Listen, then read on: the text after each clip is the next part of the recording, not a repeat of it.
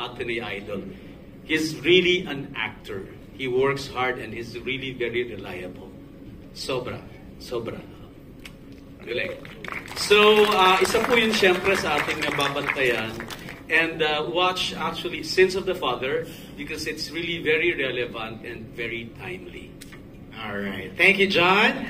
Looking expensive in blonde, Shaina?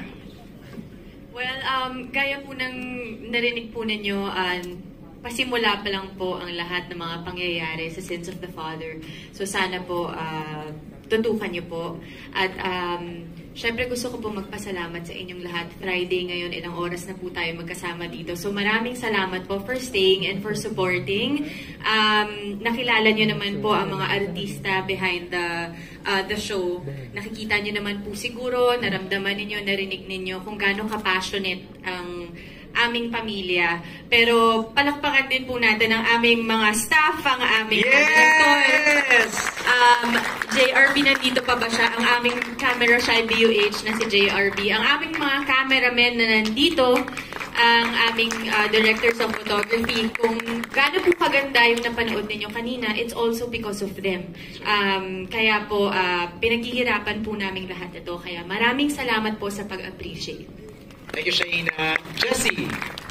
Ayun po, sa ating pong friends sa media, thank you so much for joining us tonight. Thank you for supporting us. Sa lahat po na nandito, maraming salamat po.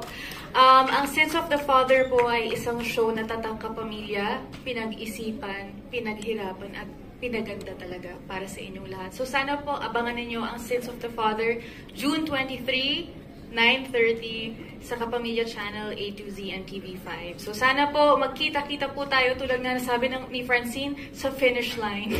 Thank you so much po. Thank you, Jessie. And, of course, Gerald. Ang hirap pag ikaw yung last. Nasabi na lahat Nasabi namin lahat, di ba? Para ba? No, just from the bottom of my heart, marami pong salamat on behalf of the cast, the crew, the staff, the directors. Pagod po kaming lahat, but sobrang fulfilled kasi nakita po namin yung finished product at marami pa pong mangyayari.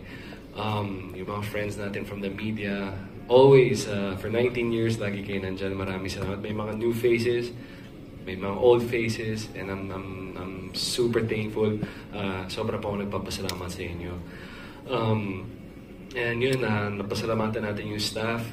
Hindi sila kasama dito sa harap, pero kung wala sila, wala kami dito sa harapan nyo ngayon. Sa Loboya, nagtatrabaho na si Ate Marisa para sa taping namin bukas. Yung call time po.